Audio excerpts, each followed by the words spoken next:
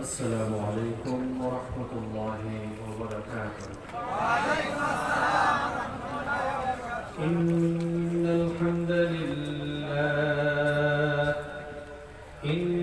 الحمد لله الذي بنعمته تتم الصالحات،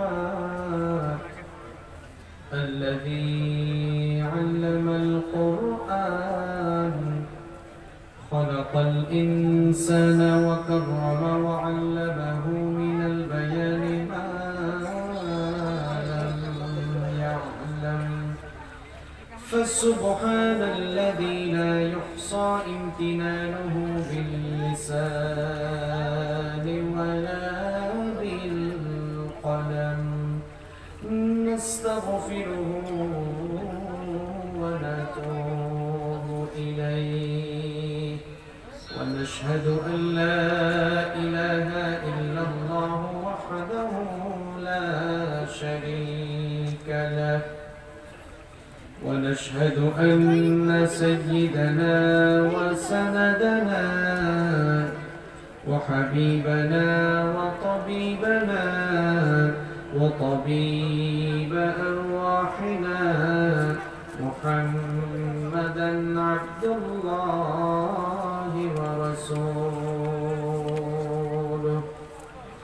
أرسله بالحق بشيرا ونذيرا، وداعيا إلى الله بإذنه وسراجا وقمرا منيرا. أما بعد، فقد قال الله تعالى في كلامه المجيد وفي فرقانه الحميد. أعوذ بالله من الشيطان الرجيم. بسم الله الرحمن الرحيم. إن الله وملائكته يصلون على النبي، يا أيها الذين آمنوا صلوا عليه وسلموا تسليما. اللهم صل على محمد وعلى آل محمد كما صليت على إبراهيم وعلى آل إبراهيم إنك حميد مجيد. اللهم بارك على محمد وعلى آل محمد كما باركت على إبراهيم وعلى آل إبراهيم إنك حميد مجيد. ربي زدني علما، ربي زدني علما، ربي اشرح لي صدري ويسر لي أمري واحلل عقدة من لساني يفقه قولي. سبحانك لا علم لنا إلا ما علمتنا، إنك أنت العليم الحكيم. صدق الله العظيم. এই ধরনী ওই নীল আসমান, নদীর কলতান, সবাই গাহে নিরবধি তোমার প্রেমের গান, তোমার প্রেমের গান, তোমার প্রেমের গান।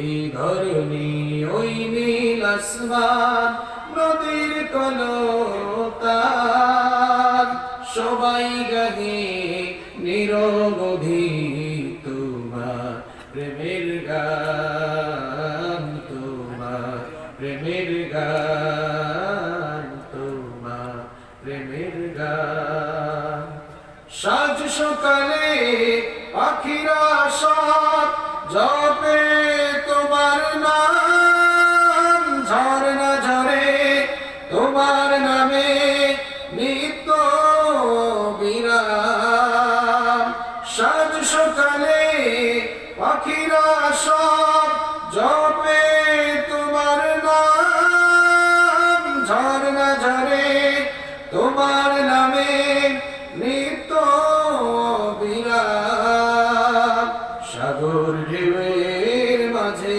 শুনি সাগর ঢেউয়ের মাঝে শুনি তোমার গুণগান তোমার গুণগান তোমার গুণগান এই ধরনী ওই নীল আসমান নদীর কলতান সবাই গাহে নিরবধি তোমার প্রেমের গান তোমার প্রেমের গান তোমার প্রেমের গান কোকিল ডাকে কুহু কুহু মনের হরষে তোমারি নাম শুনি প্রভু মৃদু বাতাসে কোকিল ডাকে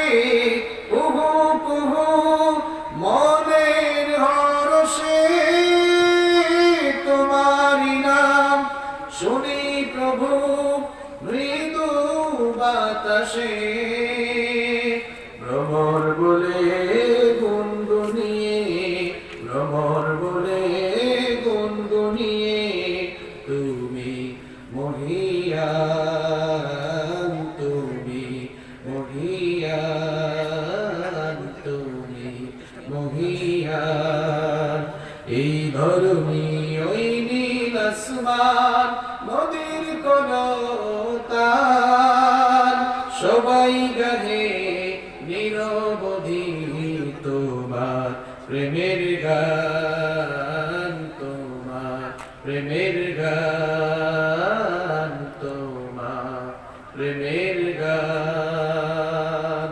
আলহামদুলিল্লাহ বাংলাদেশের অত্যন্ত সুপরিচিত ঐতিহ্যবাহী ফেনী জেলার দাগনভূঞা উপজেলার নোয়াপাড়া জামে মসজিদ ও যুব সমাজের উদ্যোগে আয়োজিত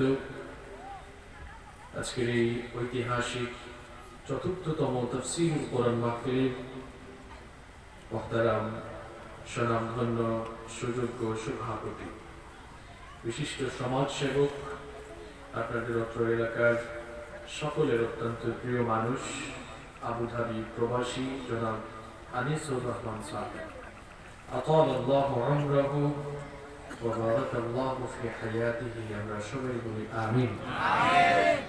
আজকের এই প্রোগ্রামের সম্মানিত প্রধান অতিথি বিশিষ্ট সমাজসেবক বিশিষ্ট রাজনীতিবিদ অত্র এলাকার সকলের প্রিয় মানুষ গণমানুষের প্রিয় ব্যক্তিত্ব দাগনভূঞা উপজেলা পরিষদের জননন্দিত চেয়ারম্যান জনাব দিদারুল কবির রতন সাহেব বিশেষ অতিথি ৫ নং ইয়াকুবপুর ইউনিয়ন পরিষদের জননন্দিত চেয়ারম্যান জনাব আবুল ফুরকান বুলবুল সাহেব আল্লাহ তাআলা ওনাদেরকে ইসলামের জন্য কোরআনের জন্য কবুল করুন আমরা বলি আমিন।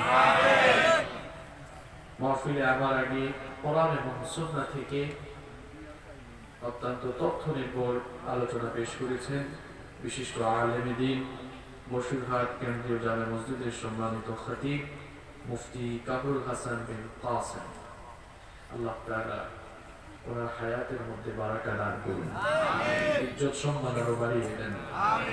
কথা বলেছেন মাওলানা আব্দুল্লাহ আল মামুন রজবী সাহেব। যারাই আজকে মাহফিলে কথা বলেছেন আল্লাহ তাআলা সকলের ইজ্জত সম্মান বাড়িয়ে দাও, সকলের ইলম আর আমলগত যোগ্যতা আরো বাড়িয়ে দাও। মাহফিলে উপস্থিত সম্মানিত উলামায়ে কেরাম, আমার সামনে বসা দাগনভূঞা উপজেলার বিভিন্ন প্রান্ত থেকে আগত আল্লাহর দ্বীন প্রেমী, কোরআন প্রেমী, সর্বস্তরের তাওহীদি জনতা, মহিলা প্যান্ডেল থেকে এবং ঘরে বসে যারা শুনছেন, আমার শ্রদ্ধেয়া সম্মানিতা মা এবং বোনেরা, উপস্থিত মিডিয়ার প্রিয় কর্মী ভাইয়েরা, প্রাণ প্রিয় দাগনভূঞা তথা ফেনীবাসী, আপনারা সবাই কেমন আছেন? আলহামদুলিল্লাহ, আমিও আল্লাহর রহমতে ভালো আছি। আমাদের সবাইকে ভালো রেখেছেন কে? আমাদেরকে সুস্থ রেখেছেন কে? কোরআনের এই মেলায় আমাদেরকে শামিল হওয়ার তৌফিক দিয়েছেন কে? সেই আল্লাহর জন্য করছি আলহামদুলিল্লাহ। আজকের এই প্রোগ্রামে আসতে পেরে আপনারা খুশি না বেজার? একজন আলহামদুলিল্লাহ একটু জোরে টান দিয়ে পড়ছে, এতে করে তার দিকে তাকানোর কি আছে? হয়তো তিনি বেশি আবেগ আপ্লুত, হয়তো আল্লাহর প্রতি শুকরগুজারের মাত্রাটা যে আবেগ দিয়ে দেখানোর দরকার ছিল, ওনার আবেগটা বেশি ছিল, তাকানোর দরকার নেই। আল্লাহ তাআলা আমার এই ভাইয়ের আবেগকে কবুল করুন। আজকের এই মাহফিলে আসতে পেরে আপনারা খুশি না বেজার? কম না বেশি? আমরা খুশি, পরিমাণেও বেশি। আওয়াজ ছেড়ে দিয়ে পড়েন আল্লাহু আকবার। আল্লাহু আকবার বলতে আপনাদের কষ্ট হয়? লজ্জা লাগে? শরম লাগে নাকি? আল্লাহু আকবার অর্থ কি? অর্থ হলো আল্লাহ হচ্ছেন সবচাইতে বড়, আল্লাহ তাআলার চাইতে বড় আর কেউ আছে নাকি? এটি এমন একটি স্লোগান, এই স্লোগানের মধ্য দিয়ে দুর্বল ইসলাম সবল হয়ে গিয়েছিল, মরা ইসলাম শক্তিশালী হয়ে গিয়েছিল। সুবহানাল্লাহ। আজকের এই প্রোগ্রামকে বাস্তবায়ন করতে গিয়ে আমার যুবক আর তরুণ ভাইয়েরা অক্লান্ত পরিশ্রম করেছেন, কষ্ট করেছেন। আল্লাহ তাআলা যুবক ভাইদের এই পরিশ্রমকে কবুল করে নেন। এই যুবকগুলোই আল্লাহু আকবারের স্লোগান দিয়ে মরা ইসলামটাকে শক্তিশালী করে তুলেছিল, দুর্বল ইসলামকে সবল করে তুলেছিল। ওমর ইবনে খাত্তাব রাদিয়াল্লাহু আনহু, নাম শুনেছেন তো আপনারা? নরম মানুষ না গরম মানুষ? তিনি যখন ইসলাম কবুল করলেন, তার বয়স মাত্র 26 বছর। 26 বছর বয়সে মানুষের শরীরে শক্তি কম থাকে নাকি বেশি থাকে? একেবারে তাগড়া জওয়ান বলা যায়। 26 বছরের ঘোড়া টকবকে যুবক। আমাদের সিলেটে ইয়াং ছেলে পেলেদেরকে বলে একেবারে তাগড়া জওয়ান। আপনারা আঞ্চলিক ভাষায় কি বলেন যুবক ছেলেদেরকে? আমরা সিলেটে বলি দেখছো নিজে জওয়ান খোয়াইবো না। সিলেটি মাত বুঝেন নি আপনারা? আরে বাপরে বাপ, কলতা বুঝিলে তো অসুবিধা আছে। 26 বছর বয়সে ইসলাম কবুল করলেন। ইসলাম কবুল করার পর রাসূল করিম সাল্লাল্লাহু আলাইহি ওয়াসাল্লামের কাছে এসে বললেন, আলাসনা আলাল হক, আমরা কি হকের উপরে প্রতিষ্ঠিত নই? রাসূল করিম সাল্লাল্লাহু আলাইহি ওয়াসাল্লাম তখন বললেন, বালা, অবশ্যই আমরা হকের উপরে প্রতিষ্ঠিত আছি। ওমর ইবনে খাত্তাব রাদিয়াল্লাহু আনহু তখন বললেন, যদি সত্যিকার অর্থেই আমরা হকের উপরে প্রতিষ্ঠিত থাকি, তাহলে আপনার এই সাহাবীরা গোপনে গোপনে নামাজ পড়ছে কেন? এখনো কেন গোপনে গোপনে আল্লাহর দ্বীনের দাওয়াতি কাজ করছে? ওমর ইসলাম কবুল করেছে, ওমর কোনো গোপন কাজ করে না, ওমর যা করবে সব সামনাসামনি করবে। আল্লাহু আকবার। কোন সময়ের ঘোষণা? যখন ঈমানের কথা বললেই মায়ের আছে না নাই? ঈমানের ঘোষণা দিলেই কাফের মুশরিকরা ঐক্যবদ্ধ হয়ে যখন পিটানো শুরু করে, তখন ওমর বলছেন, আমার কাজ গোপনে গোপনে না, আমি যা করি সামনাসামনি করি। সুবহানাল্লাহ। রাসূল করিম সাল্লাল্লাহু আলাইহি ওয়াসাল্লাম বললেন, ওমর তুমি কি চাইছো, কি চাও? ওমর রাদিয়াল্লাহু আনহু বললেন, ওগো আল্লাহর নবী, আমি যে ঈমান কবুল করেছি, আমি যে ইসলাম কবুল করেছি, এটা সবাই জানা দরকার, ওমরের জজবাটাও সবার দেখা দরকার। আপনি আমাকে একটা মিছিল বের করার পারমিশন দেন। আল্লাহু আকবার। কোন সময় কথাগুলো বলছেন? যখন মক্কায় মুসলমানরা চতুর্দিকে মার খাচ্ছে, আর ইসলাম কবুলকারী লোকদের সংখ্যা তখন অত্যন্ত নগণ্য গুটি কয়েক লোক ইসলাম কবুল করেছিল। তখন তিনি বলছেন, আমাকে মিছিল বের করার পারমিশন দেন। রাসূল করিম সাল্লাল্লাহু আলাইহি ওয়াসাল্লাম বললেন, যাও, পারমিশন দেয়া হলো। গুটি কয়েক লোক ইসলাম কবুল করেছিল, এদেরকে লাইন ধরালেন মিছিলের মাঝখানে। রাসূল করিম সাল্লাল্লাহু আলাইহি ওয়াসাল্লামকে রেখে সামনের কাতারে দাঁড়িয়ে ইসলামের বীর দুই সিপাহসালার নেতৃত্ব দিলেন হামজা রাদিয়াল্লাহু আনহু এবং ওমর ইবনে খাত্তাব রাদিয়াল্লাহু আনহু। এবার কাবার চত্বরের দিকে মিছিল বের হলো। মিছিলের স্লোগান আছে না নাই? আপনারা কি বলেন? আমার ভাইয়ের চরিত্র ফুলের মতো। আরে বাপ রে বাপ, ফেনীতে এগুলো আছে না? তার জন্য স্লোগান দেন। আর কার চরিত্র ফুলের মতো পবিত্র বলেন? এত নামাজ পড়ে না এক ওয়াক্ত, সুযোগ পাইলে গাঁজা খায় 5 ওয়াক্ত, শয়তানের ভক্ত, জাহান্নামের ভক্ত। কোন বেঈমানের জন্য স্লোগান দেন? যুবক আর তরুণ ভাইরা, কান খাড়া করে শুনে নাও। তোমার এই যৌবনের শক্তি কোন বেঈমান নেতার পেছনে গিয়ে স্লোগান দেওয়ার জন্য দেওয়া হয় নাই। যদি তোমাকে স্লোগান দিতেই হয়, ওমরের মতো আল্লাহু আকবারের স্লোগান দিতে হবে।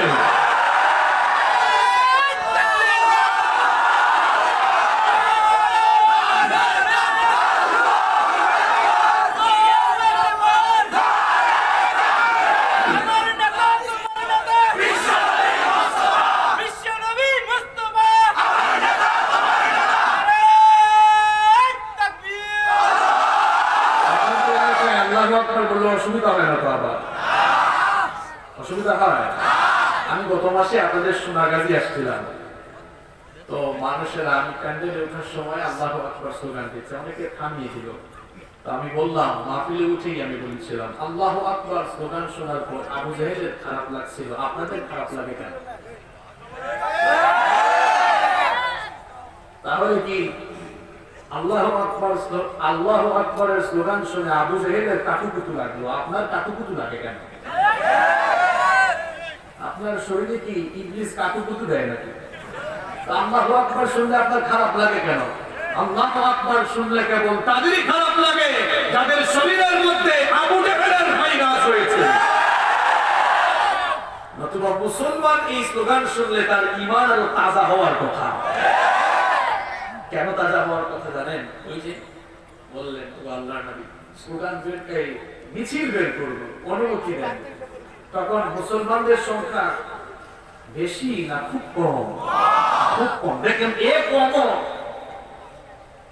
মোরা ইসলামকে শক্তিশালী করে দিয়েছে। মিছিলের সামনে দাঁড়িয়ে তিনি নেতৃত্ব দেওয়া শুরু করলেন, স্লোগান ওঠালেন, লিল্লাহি তাকবীর। এটা কি ওমরের স্লোগান হয়েছে? লিল্লাহি তাকবীর। ঠিক এইরকম আল্লাহু আকবারের ধ্বনিতে মক্কার অলিগলি প্রকম্পিত হলো। আবু জাহেলের কানে এই সাউন্ড গেল। আবু জাহেল বলল, এই বের হয়ে দেখো তো, আমার নির্বাচনী এলাকায় নতুন সাউন্ড, নতুন আওয়াজ কে দেয়? তাদের এত বড় সাহস। একজন বের হয়ে দেখে এসে খবর দিল, স্যার ঘটনা তো খারাপ, কারণ আমাদের দলের লোক এখন তাদের দলে চলে গিয়েছে।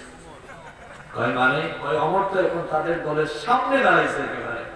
মাথা খারাপ হয়েছে নাকি তোমার? আবু জাহাল নিজে বের হয়ে দেখবো, সত্যি তো মিছিলের সামনে অমরকেই দেখা যাচ্ছে। আক্রমণের জন্য যারা প্রস্তুতি নিয়েছিল, এবার এদেরকে বলে, এই কামন, কোথায় যাও? দেখো না সামনে কে? সামনে কে? এটা নরম না গরম? কথা বলবে পরে, পশু কাটা করবে। কেউ যদি তার বউকে বিধবা বানাতে চাও, কেউ যদি তার সন্তানদেরকে এতিম বানাতে চাও, তাহলে যাও ওমরের সামনে দাঁড়াও। কে বলছে? কে বলছে? নেতা এই কথা বললে কর্মীদের আর সাহস থাকে? আমার প্রিয় ভাইয়েরা, যে মুসলমানদেরকে এরা এতদিন পিটিয়েছিল, এক অমরকে সামনে দেখে কলিজা হয়ে প্রকম্পিত হয়ে একেবারে পেশাব ছুটে যাওয়ার অবস্থা হয়েছে। আমার কলিজার টুকরা যুবক আর তরুণ ভাইরা, আপনারা সবাই যদি ইসলামের সুশীতল ছায়াতলে এসে ঐক্যবদ্ধ হতে পারেন, আজ গোটা দুনিয়ায় মুসলমানদের যে চরম দুর্দিন চলছে, মুসলমান যে চরম সংকটাপন্ন মুহূর্ত কাটাচ্ছে, মুসলমানদের এই চরম সংকটাপন্ন মুহূর্তে মজলুম মুসলমানদেরকে অধঃপতনের অতল তলদেশ থেকে বের করে আনার জন্য আপনাদের প্রত্যেককে অমরের ভূমিকায় অবতীর্ণ হওয়া লাগবে। ওমরের ভূমিকায় অবতীর্ণ হয়ে আপনারা যদি ইসলামের ঝান্ডা হাতে নিয়ে আবারও আপনারা গোটা দুনিয়ার কোরআন বিরোধী ইসলাম বিরোধী লোকদের মুখের সামনে দাঁড়িয়ে আল্লাহু আকবারের স্লোগান উঠাতে পারেন, দেখবেন তামাম দুনিয়ার কোরআন বিরোধী আর ইসলাম বিরোধীদের কলিজায় কম্পন শুরু হয়ে যাবে। আল্লাহ তাআলা আমার যুবক ভাইদেরকে ওমরের মতো কবুল করে না। এই যুগে কোরআনের কথা বলা এখন অনেক কষ্ট। এখন কোরআনের কথা বলতে গেলেও পারমিশন লাগে। এই যে আমার চাচা বসে আছেন মাঝখানে, ওনারা ছোটবেলা থেকে এগুলো দেখছেন কখনো? আপনারা দেখছেন? আমি ছোটবেলায় এগুলো দেখি, এই কয়েক বছর ধরে দেখতেছি। জমিনটা কার? আমরা কার? কোরআনটা কার? আমরা আল্লাহর কি? কথা বলেন। কোরআনটা কার? জমিনটা কার? আল্লাহর জমিনে আল্লাহর কোরআনের কথা বলা হবে, এর জন্য কি গোলামের কাছ থেকে পারমিশন নেওয়া লাগবে না? কেউ কেউ এরকম খুব ভাবতেছে, আমার কাছে আসো, এদিক ওদিক ঘুরায়, পাবলিককে যা হয়রানি করে, এখানে যাও, ওর কাছে যাও, ওর কাছে যাও। যারা কোরআনের প্রচার প্রসারে এরকম পাবলিককে কষ্ট দিচ্ছ, এই নোয়াপাড়া এই ময়দান থেকে বলে দিলাম, আল্লাহর কসম, ফেরেশতারা তোমাদেরকে অনুমতি ছাড়া, পারমিশন ছাড়া পেরানি দিবেন। কত বড় সাহস! আল্লাহর কোরআনের কথা বলা হবে, কিসের পারমিশন লাগবে? আল্লাহর কি একটু ভয় নেই? মৃত্যুর কি একটু ভয় নেই? আগামীকাল রাত দুনিয়াতে থাকবা কিনা তারও কোনো গ্যারান্টি নাই। কি করে আল্লাহর কোরআনের বিরুদ্ধে দাঁড়িয়ে দাও? আল্লাহর ভয় কি অন্তরে নেই? আল্লাহর দ্বীন বিরোধী যারা, তাদেরকে বলতে চাই, তোমাদের দাদা আর নানাদের পরিণতি দেখো, নমরুদ ফেরাউনের পরিণতি দেখো, আবু জেহেলদের পরিণতি দেখো। পরিণতি ভালো হয়েছে? ভালো হয়েছে? এদের পদাঙ্ক অনুসরণ করে এদের পথে যারা চলবে, তাদের পরিণতি আরো ভয়াবহ হবে। আমরা আল্লাহর কোরআনের পক্ষে না বিপক্ষে? কোরআনের পক্ষে থাকলে আমাদের ইজ্জত সম্মান বাড়িয়ে দিবেন কে? আল্লাহ আমাদেরকে কোরআনের জন্য কবুল করে না। সম্মানিত ভাইরা, কষ্ট হচ্ছে আপনাদের? অল্প কয়েক মিনিট ধৈর্য ধরে থাকা যাবে তো? শেষ পর্যন্ত কারা থাকবেন না, হাত তুলেন তো। অসুবিধা নাই, আল্লাহর এই দুই কুতুব ভুল করে হাত তুলছে, অসুবিধা নাই। শুনেন, আমরা ভুল করলে মাফ করেন কে? আচ্ছা বলেন তো, আপনাদের এই দাগন ভুইয়া এলাকায় কেউ যদি মার্ডার করে ফেলে, পুলিশ পাইলে তাকে সালাম করবে না অ্যারেস্ট করবে? ইনশাআল্লাহ। বুঝতে পেরেছেন আপনারা? দেখেন, দুনিয়ায় মানুষ অপরাধ করলে প্রশাসনের ভাইয়েরা, তাদের দায়িত্বই হলো অপরাধ দমন করা, এই জন্য তারা অ্যারেস্ট করে। সুবহানাল্লাহ। আল্লাহ তাআলা আমাদের এমন রব, আমরা অপরাধ করলে আল্লাহ শাস্তি দেন না ততক্ষণ আমরা তাওবা করি না যতক্ষণ। তাওবা করলে আমাদেরকে মাফ করে দেন কে? কেমন এক আল্লাহ পেয়েছে আমরা! আমরা ভুল করার পর তাওবা করে ফেললে মাফ করে দেন কে? আল্লাহ মুখেরটা নেন না, আল্লাহ মানুষের ভেতরেরটা নেন। আল্লাহ বাহিরেরটা নেন না। নেন কোনটা? আপনাদের এলাকায় আছে নাকি সেই যে মানুষ মরে যাওয়ার পর জানাজার লাশকে সামনে রেখে কয় লোকটা কেমন ছিল, সবাই কয় খুব ভালো ছিল? আপনাদের এলাকায় আছে? আমাদের সিলেটে কিছু কিছু এলাকায় লাশ সামনে রেখে বলে, খোকা সাই মানুষটা কি আসলো, বলা আসলো না, মার আসলো। মানে সবাই বলেন লোকটা কেমন ছিল? অনেকে বলে ভালো ছিল, কেউ কেউ তো বলতে পারতেছে না কিছু, মনে মনে বলতেছে এতে কেমন চোর আর চামার ছিল, এটা তো আমার চেয়ে ভালো কেউ জানে না। আল্লাহ কিন্তু বাহির একটা নেন না, ভেতর একটা নেন। আল্লাহ কোনটা নেন? আমার যে ভাইরা ভুল করে হাত তুলছে, এদেরকে মাফ করে দিয়েছেন কে? শেষ পর্যন্ত থাকবেন তো আপনারা? বলেন ইনশাআল্লাহ। সম্মানিত ভাইরা, এই যে আমরা এতগুলো মানুষ এখানে এসেছি, আমরা প্রত্যেকেই মৌলিকভাবে একটি পরিবারের সদস্য। পৃথিবীর সমস্ত মানুষেরা একটি পরিবারের সন্তান, আদম আর হাওয়া পরিবারের সন্তান। আমাদের মূল উৎস এক, আমাদের বাবা আদম, আমাদের মা হাওয়া। এই দুইজনের কাছ থেকেই, এই দুইজনের মধ্য দিয়েই গোটা পৃথিবীতে মানব বংশের বিস্তার সাধিত হয়েছে। এখানে আমরা যারা আছি প্রত্যেকেই কোনো না কোনো পরিবারের সদস্য, তাই না? প্রত্যেকেই কোনো না কোনো পরিবারের সদস্য। একটি পরিবার থেকে পৃথিবীতে কোটি কোটি পরিবার হয়ে গিয়েছে। সেই পরিবারের নাম হলো আদম আর হাওয়া পরিবার। পরিবার হচ্ছে রাষ্ট্র কিংবা সমাজের মূল ভিত্তি। পরিবারের মাধ্যমে মানুষ বেড়ে ওঠে, পরিবার থেকেই মানুষ আদব কায়দা শিখে, বিহেভিয়ার শিখে, ম্যানার শিখে। এজন্য পরিবার হচ্ছে একটি মানুষের মূল শিক্ষা প্রতিষ্ঠান। এই পরিবার ভালো হলে সন্তানগুলো ভালো হওয়ার সম্ভাবনা কম না বেশি? পরিবার খারাপ হলে ওই পরিবারের লোকেরা খারাপ হওয়ার সম্ভাবনা বেশি। আজ আমাদের পরিবারগুলো নষ্ট হয়ে যাচ্ছে। আমাদের পরিবারগুলোতে সুখ শান্তি, আমাদের পরিবারগুলো থেকে সুখ শান্তি চলে যাচ্ছে। আমাদের পরিবারগুলোতে আজ জ্ঞান লেগে আছে। পরিবার ছাড়া তো মানুষ সুখী হতে পারে না। আপনারা বলেন তো, কারো কাছে যদি কোটি কোটি টাকা থাকে, গাড়ি বাড়ি ইন্ডাস্ট্রির মালিক থাকেন, ক্ষমতায় যায়, আর লোকটার যদি পরিবার না থাকে, ওই লোকটাকে কি আপনারা সুখী মানুষ বলবেন? সুখী হওয়ার জন্য একটি সুখী পরিবার লাগে। সুখী পরিবার ছাড়া অন্য কিছু দিয়ে দুনিয়ায় শান্তি পাওয়া যায় না। আপনারা সবাই সুখী পরিবার চান তো? কারা কারা চান না হাত তোলেন তো? বুঝে গেছেন আপনারা যে উল্টা পাল্টা কথা বলে এরকম টেস্ট করবে, তাই না? মাশাআল্লাহ। তাহলে সবাই সুখী পরিবার আমরা চাই। সুখী পরিবার চান তো? কারা কারা চান হাত তোলেন? মাশাআল্লাহ, হাত বলুন আমার। আপনারা সবাই সুখী পরিবার চান। সুখী পরিবার কেমনে বানাবেন, এ ব্যাপারে আল্লাহ এবং তার রাসূলের কিছু প্রেসক্রিপশন আছে না নাই? আমাদের পরিবারগুলোতে অশান্তি, সুখ নাই, শান্তি নাই, ঝগড়া ঝাঁটি, মারামারি, হাজবেন্ড ওয়াইফ, মা বাবা ছেলে সন্তান, কারো মধ্যে কোনো মিল নাই, মহব্বত নাই। পরিবারগুলোতে অশান্তি। এজন্য পারিবারিক অশান্তি দেখা দিলে সমাজে অশান্তি দেখা দেয়, আর সমাজে অশান্তি দেখা দিলে রাষ্ট্রে অশান্তি দেখা।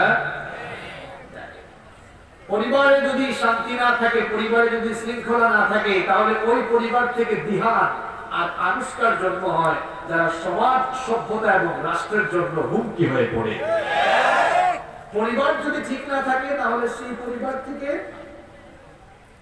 পরিবার থেকে এরকম খারাপ খারাপ কুসন্তান হতে পারে, ঐশীর জন্ম হতে পারে। এরা সমাজ এবং রাষ্ট্রকে ধ্বংস করে দিতে। এজন্য পরিবারটা হচ্ছে মূল জায়গা।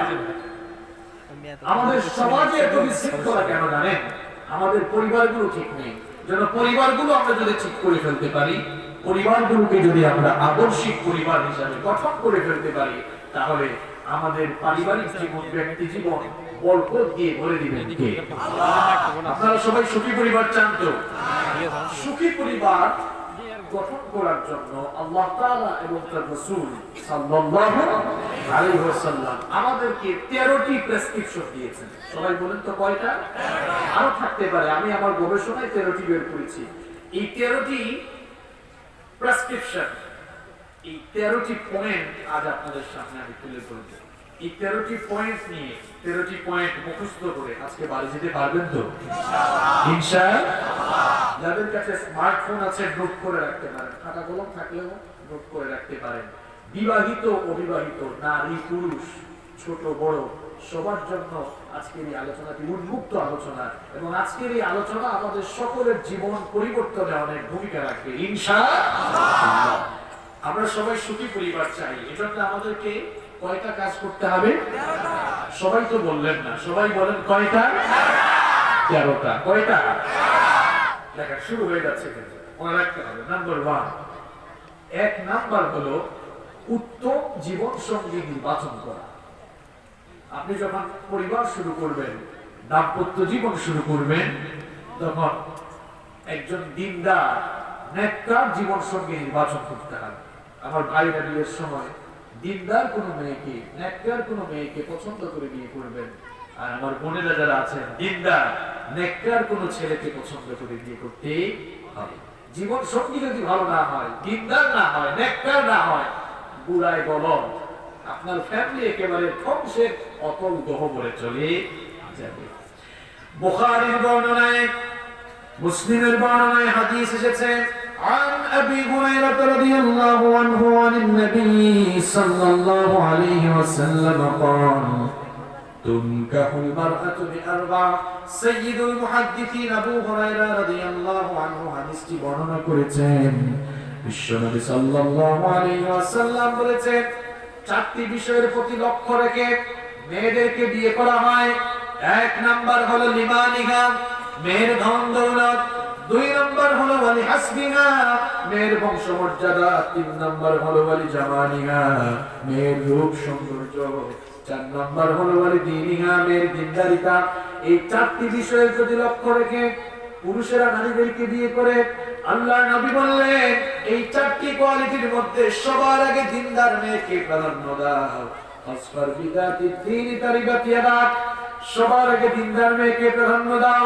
কারণ একটা মেয়ে যতই সুন্দরী আর রূপসী হোক না কেন, তার বাবার যতই ধন দৌলত থাকুক না কেন, আর সে যতই ভালো বংশের মেয়েই হোক না কেন, তার মধ্যে যদি দিনদারিতা না থাকে, তার মধ্যে যদি নামাজ না থাকে, তার মধ্যে যদি কোরআন হাদিসের আমল না থাকে, পর্দা না থাকে, আল্লাহর জিকিরের অভ্যাস না থাকে, এমন দিনহীনা নারীকে বিয়ে করে ফ্যামিলি শুরু করলে আপনার ঘরটা জাহান্নামে পরিণত হয়ে যাবে।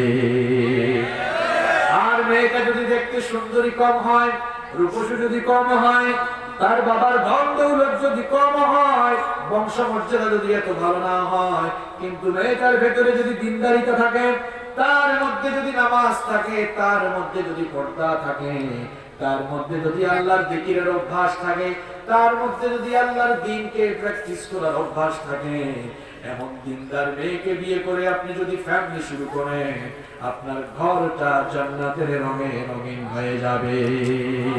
ইবনে মাজার বর্ণনায় বিশ্বনবী সাল্লাল্লাহু আলাইহি ওয়াসাল্লাম বলেছেন, الدنيا كلها متاع وخير متاع الدنيا المرأة الصالحة। দুনিয়ায় দু চক্ষু মেলে তোমরা যা কিছু দেখো, দুনিয়ার সবকিছুই হলো সম্পদ।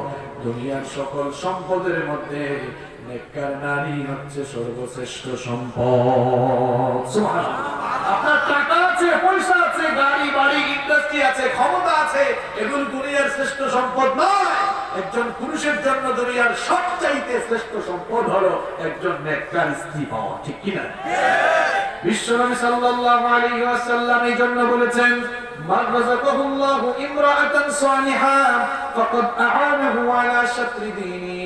রব্বুল আলামিন যাকে দয়া করে একজন নেককার স্ত্রী দান করেছেন, আল্লাহ তাআলা তাকে ইসলামের অর্ধেক দান করে দিয়েছেন। যে লোক একজন নেককার স্ত্রী পেল, সেই লোক ইসলামের অর্ধেক তার পক্ষ থেকে পেয়ে গেল। বাকি আছে কত? আরো অর্ধেক। ফালিয়াত্তাকিল্লাহা ফিশ-শাতরি থানি, বাকি অর্ধেকের ব্যাপারে সে যেন আল্লাহকে ভয় করে, তাহলে বাকি অর্ধেকও তাকে দিয়ে দিবেন কে? আল্লাহ। ভালো স্ত্রী, নেককার স্ত্রী আপনার জীবন গঠনে নিয়ামক হয়ে যাবে, আপনার জীবনের জন্য নিয়ামত হয়ে যাবে। আপনি সারাদিন কাজ শেষে, কর্মব্যস্ততা শেষে আপনি যখন বাসায় আসবেন, বাসায় আসার আগেই দেখবেন আপনার জন্য সবকিছু রেডি করে রেখেছে। বাসায় এসে আপনি ফ্রেশ হবেন, আপনার টাওয়েল, গামছা, ফ্রেশ হওয়ার সকল উপকরণ রেডি করে রেখেছে। বাসায় গিয়ে কলিং বেল দিয়ে বেশিক্ষণ দাঁড়ানো লাগবে না, কারণ আপনি তো জানে আপনি কখন আসবেন। কলিং বেল দেওয়ার সঙ্গে সঙ্গে নিজেই খুলে দিবে। এরপরে আপনার ওয়াশরুম ফ্রেশ থাকবে। আপনি যখন গিয়ে ফ্রেশ হয়ে গেলেন, দেখবেন বের হওয়ার পরে আপনার পছন্দের সব খাবার ডাইনিং টেবিলে সুন্দর করে সাজিয়ে রেখেছে। আপনার খাওয়া দাওয়া শেষ করার পরে কফি খাওয়ার অভ্যাস আছে, বলা লাগবে না, দেখবেন আগে থেকেই সুন্দর করে বানিয়ে আপনার সামনে চলে এসেছে। আর বউটা যদি খারাপ হয়, ঠিক তার বিপরীত, উল্টা ঘটবে।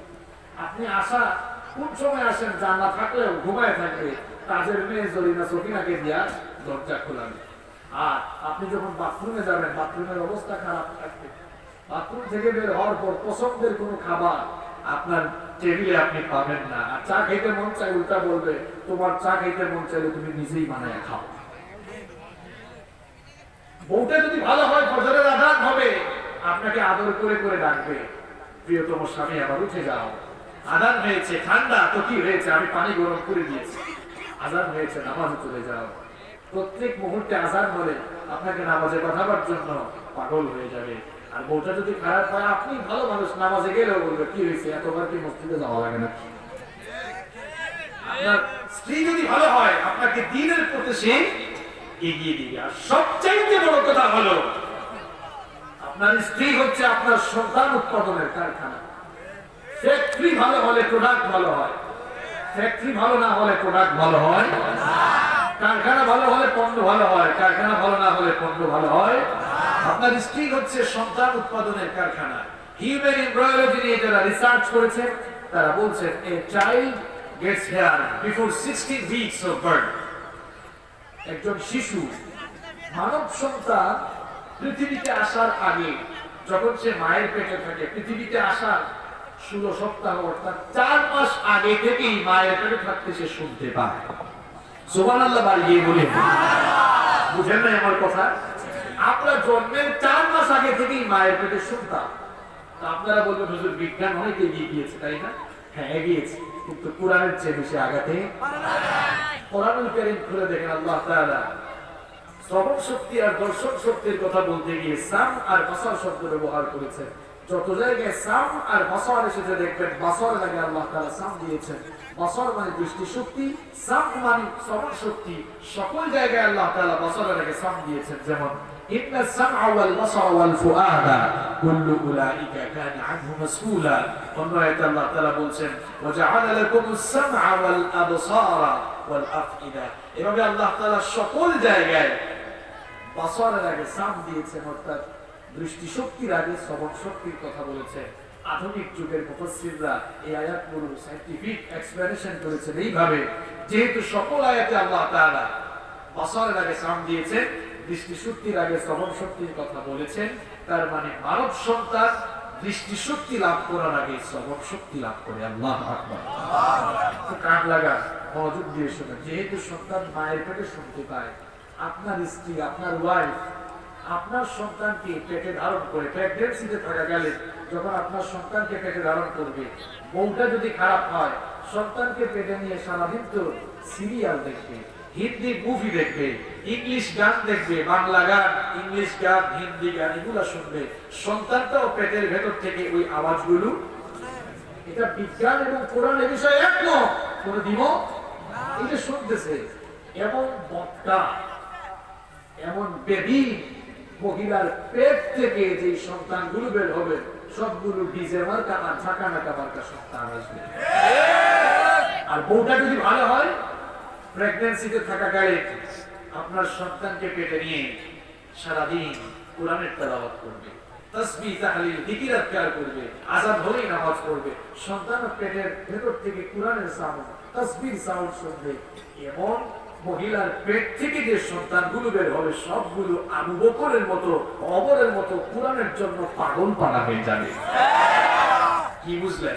ফ্যাক্টরি ভালো, প্রোডাক্ট ভালো, ফ্যাক্টরি খারাপ, প্রোডাক্ট আপনার ফ্যামিলিতে অশান্তি কেন জানেন? আপনার তো বুড়াই গেল। আপনি যদি আপনার ফ্যামিলিকে সুখী পরিবার বানাতে চান, 1 নাম্বার প্রেসক্রিপশন কোরআন সুন্নাহ আপনাকে দিচ্ছে। উত্তম জীবন সঙ্গী নির্বাচন করতে হবে। আমার অবিবাহিত ভাইরা যারা বিয়ে করে নাই, দেখেন বিয়ের কথা বলায় ওনাকে অনেক খুশি, যারা বিয়ে করে নাই।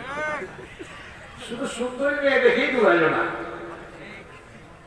মেয়েটা নামাজি কিনা, বোরখা পরে কিনা, পর্দা করে কিনা, এগুলো দেখার দরকার আছে না? নেই? মাহফিলে কি মহিলা প্যান্ডেল আছে নাকি? তাহলে আমার বোনদেরকে বলতে চাই, শুধু পদওয়ালা ছেলে, পদওয়ালা বোঝাতো, বড় বড় পদ আছে না, শুধু পদওয়ালা ছেলে আর টাকাওয়ালা ছেলে দেখেই দৌড়াইয়েন না। ছেলেটার মুখে দাঁড়িয়ে আছে কিনা, নামাজি কিনা, দিন প্র্যাকটিস করে কিনা, এগুলো দেখেন, এরপরে পছন্দ করেন। ঘরটাকে জান্নাতের সুখ শান্তি দিয়ে, নিয়ামত দিয়ে ভরে দিবেন কে?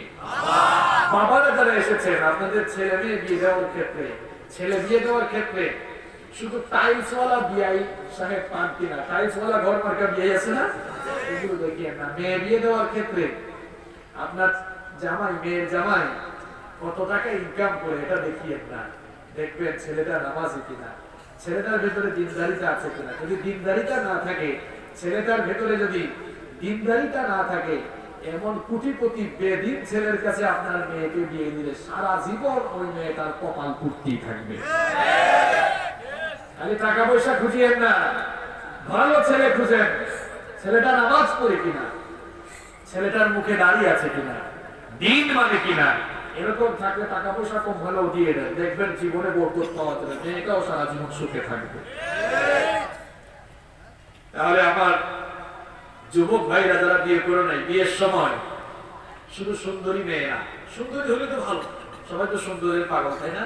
তবে শুধু সুন্দরের পাগল হইলে চলবে না, দিনদার মেয়েকে প্রায়োরিটি দিব ইনশাআল্লাহ। কারা কারা রাজি হাত তুলে দেখান তো। কেউ বিয়ে তারাও দেখে হাত তুলছে, আমার বিয়ে করার শখ আছে নাকি? আছে না? বাবারা যারা এসেছেন ছেলে মেয়ে বিয়ে দেওয়ার ক্ষেত্রে দিনদার ছেলে আর দিনদার মেয়েকে প্রায়োরিটি দিবেন, রাজি আছেন? হাত তোলেন তো, আল্লাহ কবুল করেন। নাকি বিয়ে শাদীর সময় আপনারা টাকাওয়ালা দেখেন যে যৌতুক টুতুক পাওয়া যাবে, এরকম আছে নাকি? এখানে আছে না?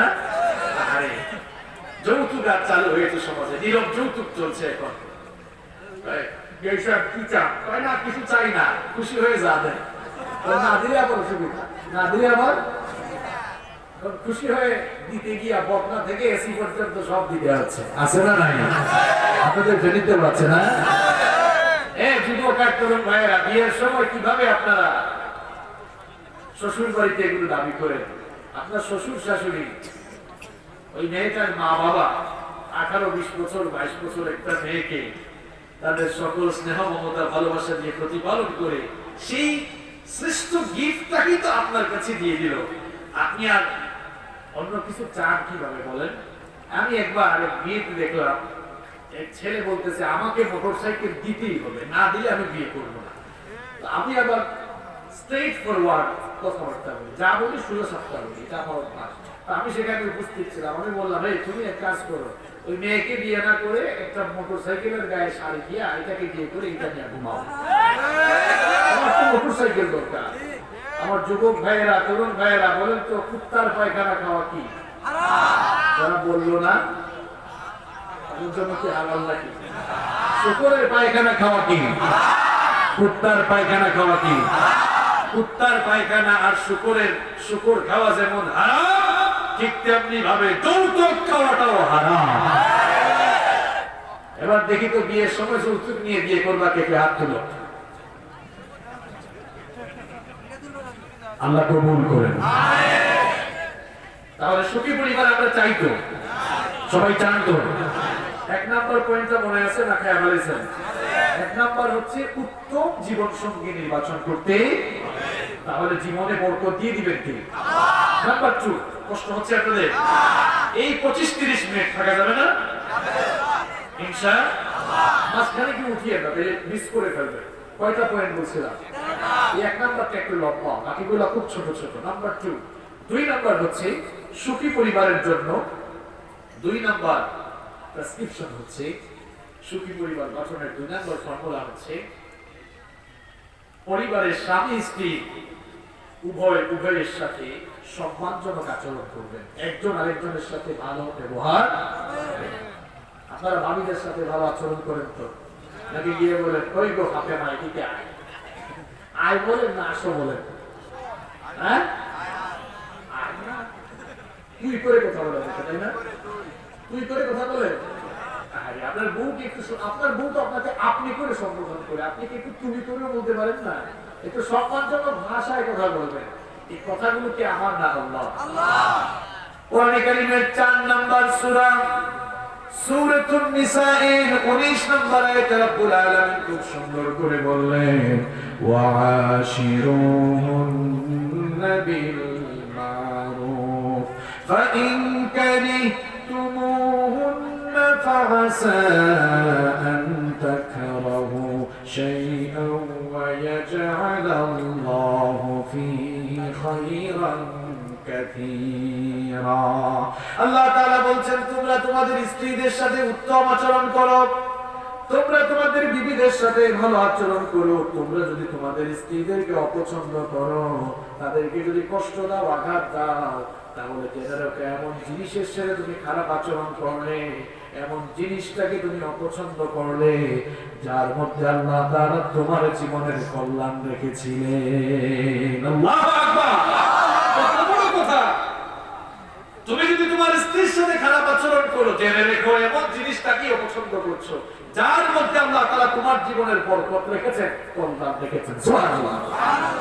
এই জন্য আমার ভাইয়েরা, জীবনে যদি আপনারা বরকত চান, নিজের বিবির সাথে ভালো আচরণ করেন, নিজের স্ত্রীকে সময় দেন, নিজের স্ত্রীকে অধিক পরিমাণ ভালোবাসুন, তাকে সময় দিন, তার সাথে সম্মানজনক আচরণ করুন।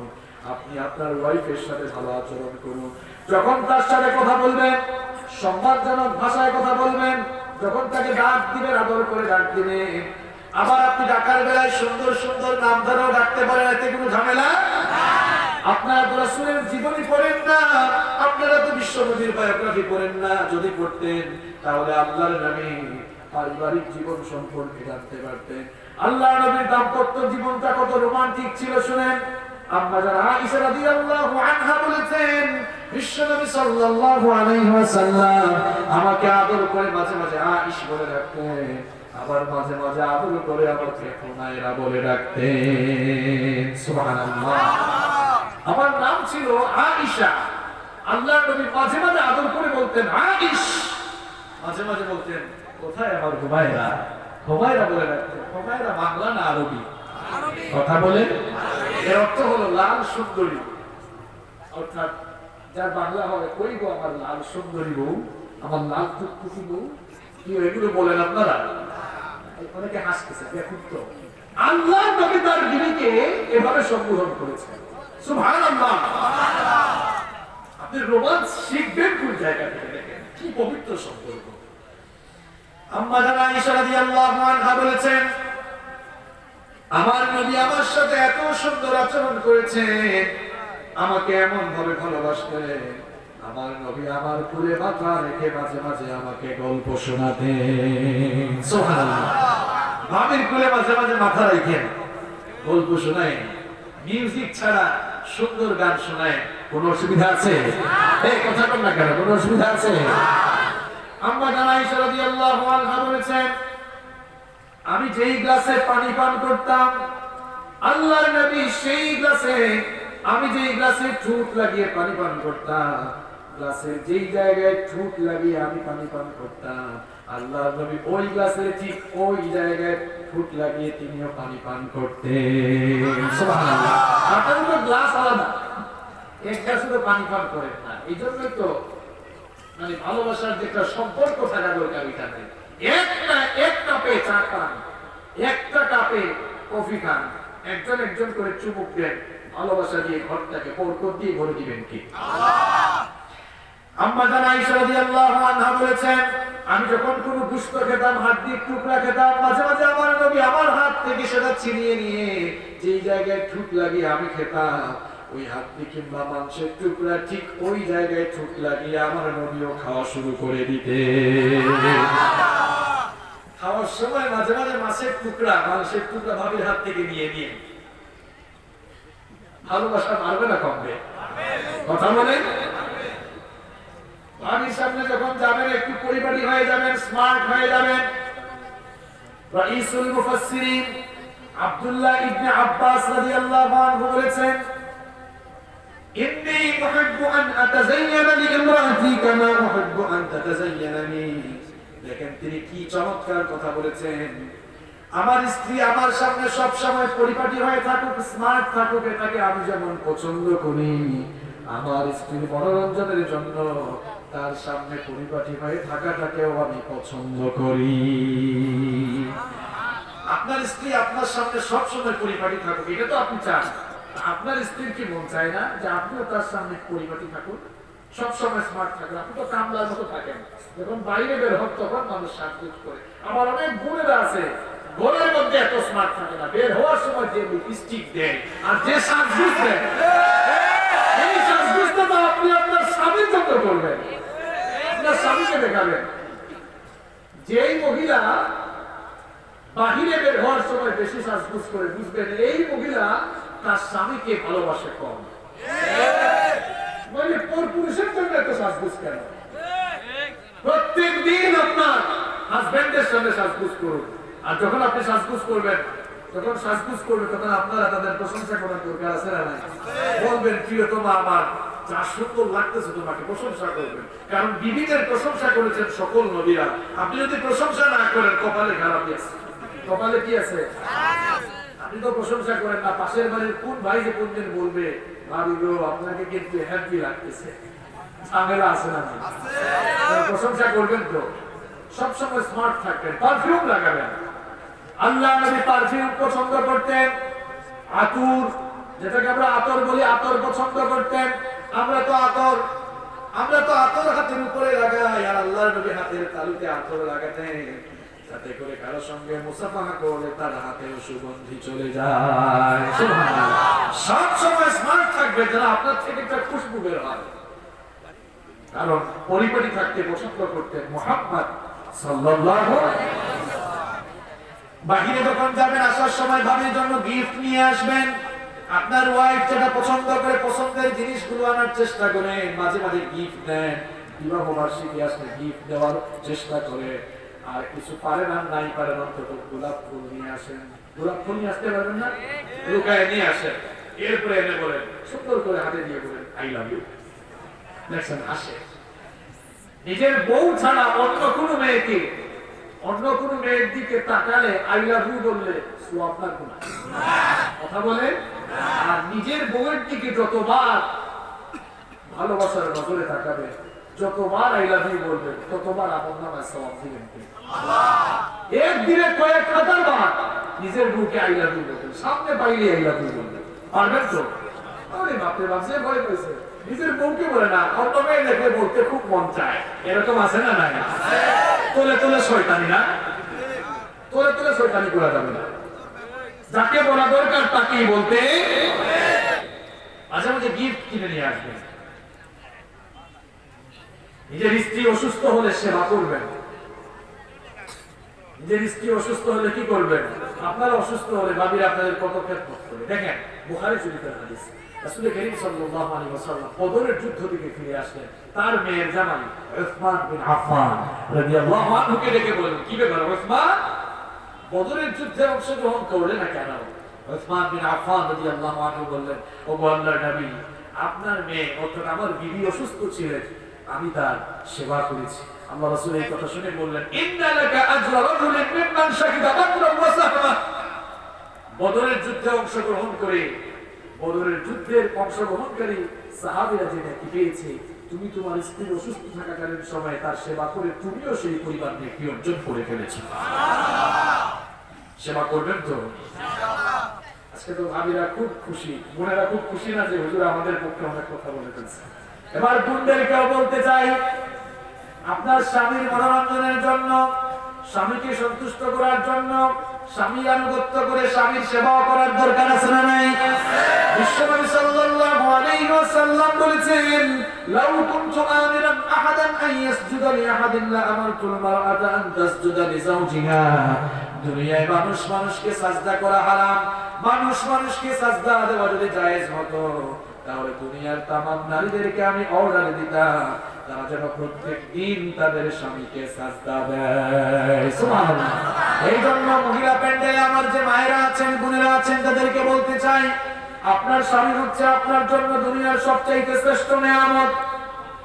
আপনার স্বামীর খেদমত করুন, স্বামীকে ভালোবাসুন, স্বামীর জন্য নিজেকে উজাড় করে দিন, স্বামীকে সন্তুষ্ট করার চেষ্টা করেন। বিশ্বনবী সাল্লাল্লাহু আলাইহি ওয়াসাল্লাম আপনাদেরকে সুসংবাদ দিয়েছেন, ইদা সাল্লাত আল মারআতু খামসাহা ওয়া সামাত শাহরাহা ওয়া হাফিজাত ফারজাহা ওয়া আতাআত যাওজাহা। আল্লাহর নবী বলেছেন, যেই নারী 5 ওয়াক্ত নামাজ আদায় করবে, রমজান মাসে রোজা রাখবে, নিজের ইজ্জতের হেফাজত করবে, আর স্বামীর আনুগত্য যারা করবে, সেই নারীদেরকে আল্লাহ তাআলা কিয়ামতের দিন থেকে বলবে, আমার বান্দি, আল্লাহ আমার জান্নাতের যে দরজাগুলো তুমি দেখছো, যেই দরজা দিয়ে ঢুকতে মন চায়, সেই দরজা দিয়ে ঢুকে আমার জান্নাতের ভেতরে তুমি দাখিল হয়ে যাও। না, স্বামীর সন্তুষ্টির মধ্যে কিন্তু আপনার জান্নাত রয়েছে। স্বামীর আনুগত্য করে, খেদমত করে, স্বামীকে ভালোবাসে, মহব্বত করে, আনুগত্য করে, তাহলে আপনার জীবনটা তো বরকত দিয়ে ভরে দিবেন কে? কষ্ট হচ্ছে আপনাদের? তাহলে পারিবারিক সুখ শান্তির জন্য, সুখী পরিবারের জন্য 2 নম্বর ফর্মুলাটা কি? স্বামী স্ত্রী একজন আরেকজনের সাথে ভালো আচরণ করবে। নাম্বার 3, তিন নম্বর হচ্ছে সুখী পরিবারের তিন নম্বর প্রেসক্রিপশন হলো সুখী পরিবার গঠনের তিন নম্বর ফর্মুলা হলো সেই পরিবারের সালামের প্রচলন থাকা। পরিবারে কি থাকা? যখনই ঘরে যাবেন সালাম দিবেন, কথাটা আমার না আল্লাহ। কোরআন কারীমের 24 নম্বর সূরা সূরাতুন নূরের 61 নম্বর আয়াতের শেষাংশে রব্বুল আলামিন বললেন, فَإِذَا دَخَلْتُمْ بُيُوتًا فَسَلِّمُوا عَلَى أَنفُسِكُمْ تَحِيَّةً مِّنْ عِندِ اللَّهِ مُبَارَكَةً طَيِّبَةً كَذَلِكَ يُبَيِّنُ اللَّهُ لَكُمُ الْآيَاتِ لَعَلَّكُمْ تعقلون। আল্লাহ তাআলা বলছেন, যখনই তোমরা ঘরে ঢুকবা, যখনই ঘরে যাবা, ঘরবাসী সকলকে সালাম দেওয়ার দরকার আছে না নাই? তো ঘরে গেলে সালাম দেন তো। আজকে মাহফিল থেকে ফিরে গেলে বাড়িতে গিয়ে বাড়িতে সালাম দিবেন তো। মহিলা প্যান্ডেল থেকে ভাবি নাই তো কি হয়েছে, মা বোন আছে না? ঘরবাসী বলেছি, ঘরবাসী সবাইকে সালাম দিবেন তো। ভাইরা বাড়িতে গিয়ে সালাম দিবেন তো। সালাম দেন আপনারা নাকি আপনারা বলেন যে আমরা তো মর্যাদা রাসূলুল্লাহ, আমরা কেন সালাম দিব? আমরা সালামে না পাবো। ভাবি কিন্তু আজকে শুনছে, বাসায় আজকে যাক, খবর আছে আপনার সালাম দিয়ে। আর ভাবিকেও বলবো, শুধু সালাম পাওয়ার অপেক্ষা করলে হবে না, আগে ভাগে সালাম দিলে সওয়াব কম না বেশি? এক ভাই একদিন বললো, হুজুর সালাম দিয়ে কিন্তু বিপদে পড়ছিলাম। বলবো? বললাম কিরকম বিপদে পড়লেন? বাসায় গিয়ে কলিং বেল দিলাম। আমার বউ দরজা খোলার পর বললাম আসসালামু আলাইকুম। সালামের জবাব তো ওয়ালাইকুম আসসালাম। এখন আমার বউ সালামের জবাব ওয়ালাইকুম আসসালাম না দিয়ে বলল, কি ফাজলামি করো, আমাকে তুমি চিনো না? আমরা মনে করি যে সালাম শুধুমাত্র পরিচিত মানুষদেরকে কিংবা স্পেসিফিক কিছু লোককে দেওয়া যায়, কিন্তু না, সালাম সকলেই সকলকে দিতে। আপনি আপনার ঘরে নিজের বিবিকে সালাম দিবেন, বিবি তার স্বামীকে সালাম দিবেন, ভাই বোনকে সালাম দিবেন, বোন ভাইকে সালাম দিবেন, বাবারা মায়েরা যারা আছেন ছেলে মেয়েদেরকে সালাম দিবেন, দাদা যারা হয়েছে নানা যারা হয়েছে নাতি নাতনিদেরকে সালাম দেওয়ার দরকার আছে না নাই? এরকম ঘরের মধ্যে যদি সালামের পরিবেশ থাকে, সেই ঘরে শান্তি কম থাকবে না বেশি থাকবে? সালাম মানেই তো শান্তি, সালাম মানেই আল্লাহর নবী সাইয়েদনা আনাস রাদিয়াল্লাহু আনহুকে বললেন, ওগো আনাস, ইযা দাখালতা আলা আহলিকা ফাসাল্লিম ইয়াকুম বারাকাতান আলাইকা ওয়া আলা আহলি বাইতিকা। ওয়া আনাস, তুমি যখনই ঘরে ঢুকবা, ঘরবাসী সবাইকে সালাম দিবা, কারণ এই সালাম তোমার আর তোমার পরিবারের সকলের জন্য বরকত নাযিল হওয়ার কারণ হয়ে যাবে। সুবহানাল্লাহ। সকালবেলা ফজরের আযান যখন হবে, আপনার ছেলেকে বলে আপনি সালাম দিবেন, আসসালামু আলাইকুম। বাবারে নামাজ পড়েছো? ওঠো নামাজ পড়ো। মা ছেলেকে সালাম দেন, ভাই বোনকে সালাম দেন, আসসালামু আলাইকুম। ছোট বোনকে বলেন, কি ব্যাপার বোন, নামাজ পড়ছো? এইরকম যদি ঘরের মধ্যে সালাম থাকে, শান্তি থাকবে না অশান্তি থাকবে? আমাদের ঘরে সালাম আছে না হাই হ্যালো আছে? স্বীকার করছে, বন্ধ আছে, স্বীকার করে ফেলছে। সালাম আমরা বাড়াবো না কমাবো? আল্লাহ তৌফিক দান করেন। তাহলে সুখী পরিবারের 3 নাম্বার উপাদান হচ্ছে ঘরের মধ্যে কি থাকা। এবার একটা টান মারবো, খুব দ্রুত বলে যাবো, মনে রাখতে হবে ইনশাআল্লাহ। 4 নাম্বার হলো আনতাজআলাল বাইতা মাকানান লিযিকরিল্লাহ। আপনার ঘরটাকে আল্লাহর জিকিরের ঘর বানান। আপনার ঘরে যেন সব সময় গান বাজনার আওয়াজের পরিবর্তে, গান বাজনার সাউন্ডের পরিবর্তে যেন সব সময় তাসবিহ, তাহলিল, যিকির, আযকার আর কোরআন তেলাওয়াতের সাউন্ড শোনা যায়। অনেকের ঘরের মধ্যে কোরআনের কোনো তেলাওয়াত নাই, টেলিভিশন লাগিয়ে রেখেছে, সারাদিন শুধু গান বাজনার আওয়াজ শোনা যায়। আবার তারা ঘরের মধ্যে তাবিজ লটকায়। এইরকম এক জায়গায় যাওয়ার পরে আমি বললাম, কি ব্যাপার মুরব্বি, তাবিজ লাগিয়েছেন কেন? ওই হুজুর ঘরের মধ্যে যেন অশান্তি না থাকে। জিজ্ঞেস করলাম, ঘরের অশান্তি যদি দূর করতে চান, কোরআন তো তেলাওয়াত করতে হবে। কোরআন তেলাওয়াত হয় নাকি? কই হুজুর কিছু কিছু। আমি বললাম, কিছু কিছু তেলাওয়াতের জন্য শান্তি দাও, কিছু কিছু আছে। কোরআন তেলাওয়াতটা বাড়িয়ে দেন, ঘরের মধ্যে শান্তি নাযিল করবেন কে? আল্লাহ নবী বললেন, লা তাজআলু বুয়ুতাকুম মাকাবির, ঘরগুলোকে কবর বানিয়ে ফেলো না, ঘরের মধ্যে বেশি বেশি কোরআন তেলাওয়াত করো। যেই ঘরে আল্লাহর কোরআনের তেলাওয়াত হয়, বিশেষ করে যেই ঘরে সূরাতুল বাকারার তেলাওয়াত হয়, ইন্নাশ শাইতানা ইয়ানফুরু মিনাল বাইত, সেই ঘর থেকে শয়তান পলায়ন শুরু করতে থাকে। আপনার ঘরটাকে এমন ঘর বানান যেন ফজরের নামাজের পর সবাই মিলে কোরআনের তেলাওয়াতে কোরআনের ধ্বনিতে যেন ঘরটাকে ধ্বনিত করে ফেলে। এমন ঘর বানান, ঘরটাকে তো বানিয়ে রেখেছেন এমন ঘর, সারাদিন যে ঘর থেকে ছেলে মেয়েরা খালি হিন্দি গান শুনে, ইংলিশ গান শুনে, বাংলা গান শুনে, এই ঘরে শান্তি আসবে কেমনে বলে? ঘরের মধ্যে কোরআন তেলাওয়াত আমরা বাড়াবো না কমাবো? বাড়াবো না কমাবো? রাজি আছেন? নাম্বার 5 নম্বর হচ্ছে ঘরের মধ্যে নামাজের পরিবেশ নিশ্চিত করা।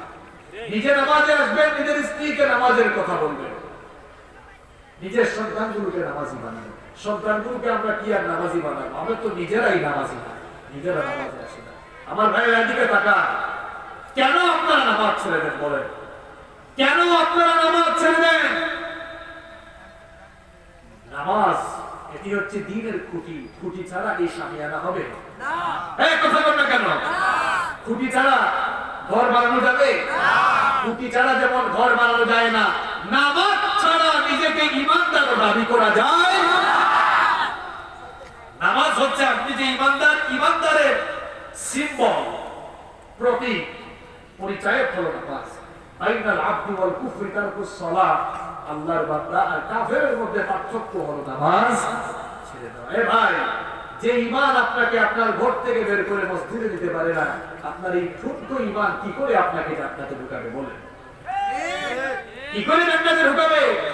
আমার যুবক তরুণ ভাইদেরকে বলে নামাজে আসো, কয় হুজুর বয়স হয় নাই। বয়স কখন হবে? চুলদারি যখন পাকবে, হাতে যখন লাঠি নিবে। আরে আমার যুবক আর তরুণ ভাইয়েরা, আমার ছাত্র ভাইয়েরা, তোমরা যারা স্কুল কলেজ ইউনিভার্সিটিতে পড়ো, তোমাদেরকে বলছি, এটা শয়তানের পজিটিভ ধোঁকা। শয়তান তোমাদেরকে পজিটিভ ধোঁকা দিয়ে মসজিদ থেকে দূরে রাখছে। শয়তান তোমাদেরকে পজিটিভ ধোঁকায় ফেলে রেখেছে। তুমি যে বুড়া হবা, তোমার যে চুলদারি পাকবে, এর কোনো গ্যারান্টি আছে? তুমি কি দেখো না তোমার মতো কত যুবক হঠাৎ করে মারা যায়? তোমার মতো তার রঙের অনেক স্বপ্ন ছিল, কিন্তু মৃত্যু আসার কারণে সে দুনিয়া থেকে চলে গিয়েছে। এই জন্য বয়স হওয়ার অপেক্ষা করো না, এই সময়গুলোকে কাজে লাগাও। দুনিয়াতে আসার সিরিয়াল আছে, কিন্তু যাওয়ার কোন সিরিয়াল। আর কে যে কখন আমরা চলে যাব সেটাও আমরা জানি না, একজন জানেন, তিনি কে? তথ্য প্রযুক্তি এখন অনেক উন্নত, বিজ্ঞানের উৎকর্ষ সাধনের ফলে স্যাটেলাইটের কারণে ঘরে বসে আমরা গোটা দুনিয়ার খবর নিয়ে ফেলতে পারি। কিন্তু আমার ভাইয়েরা, ঘরে বসে আমরা গোটা দুনিয়ার খবর নিতে পারি না। আমরা তো কেউ জানি না আমাদের কার জন্য কাফনের কাপড় এসে দোকানে রেডি হয়ে আছে। কেউ জানি আমরা? কেউ জানি আমরা? এখন রাত 11টা বাজে। গতকাল রাত 11টায় বহু মানুষ এই দুনিয়ার বুকে ছিল। আজ রাত 11টায় তারা কবরের নিচে শুয়ে আছে। আগামীকাল রাত 11টায় যে কবরের নিচে আমি আপনি থাকবো না, তার কি কোনো গ্যারান্টি আছে নাকি? পৃথিবীতে যাওয়ার জন্য কোনো সিরিয়াল মেইনটেইন হয় না, আসার সিরিয়াল আছে। প্রথমে আসেন দাদা, তারপরে বাবা, এরপরে দাদার ঘরে নাতি হয়। এই রকম করে দুনিয়াতে আসার সুন্দর সিরিয়াল আছে, কিন্তু দুনিয়া থেকে যাওয়ার কোনো সিরিয়াল নাই। মাঝে মাঝে এমন কোন দৃশ্য দেখা যায়, নাতির লাশ দাদা কবরে নামায়। আছে না নাই? আছে না নাই?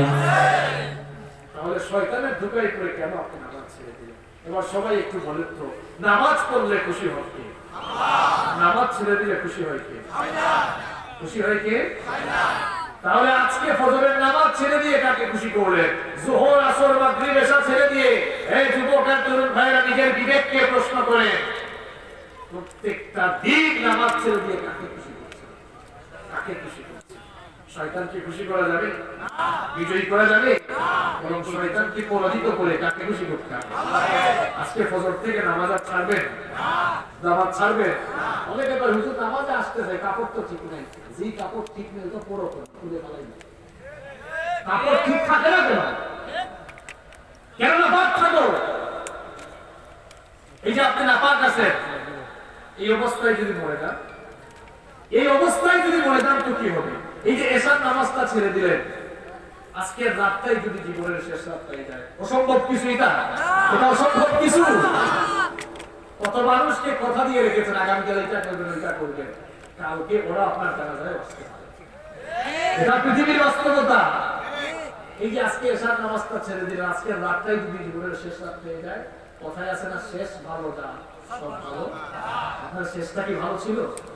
নামাজ ছাড়বে না, সন্তানগুলোকে নামাজি বানাবেন, ঘরের মধ্যে নামাজের পরিবেশ নিশ্চিত করবেন। আজান হয়ে গেলেই যেন সবাই নামাজে শামিল হয়ে যায়। আমাদের ঘরের মধ্যে যদি নামাজের পরিবেশ থাকে, ঘরটাকে বরকত দিয়ে আর পরিবারটাকে সুখী পরিবার বানিয়ে দিবেন কে? সালাত কায়েম করো, সালাত কায়েম করো, হবে সম্মানী তুমি, হবে জান্নাতি তুমি, দেবে কাল হাসরে শীতল ছায়া আর সে আজিম। রব্বিয়াল আলা, রব্বিয়াল আজিম, রব্বিয়াল আলা, রব্বিয়াল আজিম। মুমিন তুমি, সালাত তোমার মস্ত পরিচয়, দুনিয়া তোমার আজকে আছে কালকে হবে লয়। আজকে রুকু সাজদা করো, নিজ পরিচয় আঁকড়ে ধরো, তবেই তো মুমিন। সালাত তোমার অঙ্গে মাখো, সঙ্গে রাখো, হবে না বিলীন।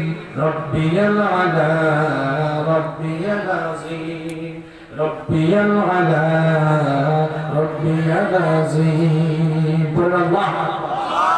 কষ্ট হচ্ছে আপনাদের? কষ্ট হচ্ছে, আমারও হচ্ছে, অসুবিধা নেই। আমরা আর কয়েকটা মিনিট ধৈর্য ধরে থাকতে পারবো না ইনশাআল্লাহ। আমি শেষ করে দিচ্ছি। 5 নাম্বার কি বললাম? ঘরে নামাজের পরিবেশ নিশ্চিত করা। নাম্বার 6 নাম্বার হলো ঘরের মধ্যে ইসলামী সংস্কৃতি চর্চা করা। আমাদের ঘরগুলোতে যেন অপসংস্কৃতি ঢুকে না যায়, আমাদের ঘরগুলোতে যেন অপসংস্কৃতির পরিবর্তে সুস্থ সংস্কৃতি চর্চা হয়। ওয়েস্টার্ন কালচার ঢুকে যেন আমাদের ঘরটাকে শেষ করে না ফেলে। আজ আমরা ইসলামী সংস্কৃতির পরিবর্তে ওয়েস্টার্ন কালচারকে প্র্যাকটিস করছি। আমরা সালাম দিই না, বলে হাই, হেই, হ্যালো, এরপরে আমরা বলছি ওকে। আপনি ওকে না বলে বলেন ইনশা, হাই হ্যালো না বলে বলেন আসসালামু আলাইকুম। সুন্দর কিছু দেখলে আমরা বলি ওয়াও, ফ্যান্টাস্টিক, অ্যামেজিং। এগুলো না, সুন্দর কিছু দেখলে বলবেন সুবহানাল্লাহ, মাশাআল্লাহ। যিনি সুন্দর করে বানিয়েছেন তার প্রশংসা করার দরকার আছে না নাই?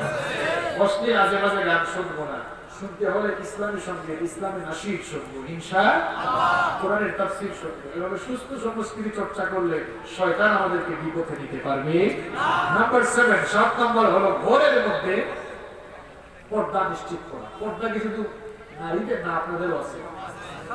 পর্দার কথা যে সূরায় বলা হয়েছে সেই সূরার নাম কি? সূরাতুন নূর।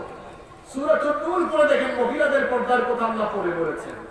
আপনাদের পর্দার কথা আল্লাহ আগে বলেছেন, কুল লিল মুমিনিনা ইয়াগুদ্দু মিন আবসারিহিম ওয়া ইয়াহফাযু ফুরুজাহুম। হে নবী, মুমিন পুরুষদেরকে বলে দেন তারা যেন তাদের চক্ষুকে পরনারী থেকে নিম্নগামী করে। রাস্তাঘাটে হাঁটার সময় বেগানা নারীকে দেখলে তার দিকে লোলুপ দৃষ্টি দেওয়া যাবে না। আমার যুবক আর তরুণ ভাইয়েরা অনেকে আছে শয়তানের ধোঁকায় মেয়েদেরকে দেখলেই কুদৃষ্টি দেয়। এরকম ছেলে পেলে অবশ্য নাগর ভিয়াতে নাই। শুধু একটা কথা বলে দেই আমার যুবক আর তরুণ ভাইয়েরা, আপনাদেরকে বলছি, আপনি যে মেয়েটিকে ডিস্টার্ব করতে চান, আপনি যে মেয়েটির দিকে কুদৃষ্টি দিয়ে তাকালেন, আপনিও কিন্তু যেই মায়ের পেট থেকে এসেছেন তিনিও কিন্তু মেয়ের জাত, নারীর জাত। নারী জাতিকে সম্মান করতে শিখুন।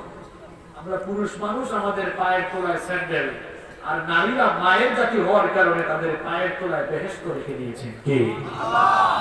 নারীদেরকে সম্মান করুন, তাদের দিকে কুদৃষ্টি না দিয়ে রাস্তাঘাটে তাদের নিরাপদ চলাচলের ব্যবস্থা করে দিতে হবে। আমার ভাইয়েরা, এই বয়সটা চরিত্র নষ্ট করার বয়স নয়। আপনাদের চরিত্র যেন হয় আল্লাহর নবী সাইয়েদনা ইউসুফ আলাইহিস সালামের মতো। সাইয়েদনা ইউসুফ আলাইহিস সালাম এত সুন্দর সুপুরুষ ছিলেন, দুনিয়ার অর্ধেক সৌন্দর্য রব্বুল আলামিন তাকে দিয়েছিলেন, যাকে দেখলে চোখ ফেরানো যেত না।